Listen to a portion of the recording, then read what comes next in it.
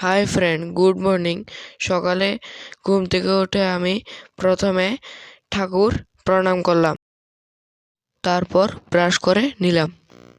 তারপর রেডি হয়ে মা আমাকে জল আর টিফিন দিয়ে দিল, সেগুলি খেলাম। তারপর আমি বই গুছালাম মাস্টার বাড়ি যাওয়ার জন্য। তারপর ঠাকুর প্রণাম করে মাস্টার বাড়ি যাওয়ার জন্য বের হলাম। বাবা আমাকে মাস্টার বাড়িতে দিয়ে আসলো। মাস্টার বাড়ি থেকে এসে একটু রেস্ট করলাম, তারপর স্নান করে নিলাম। স্নান করে ভাত খেয়ে নিলাম। যেহেতু আজকে স্কুল বন্ধ, তাই আমি দুপুরবেলা বসে পড়ে নিলাম।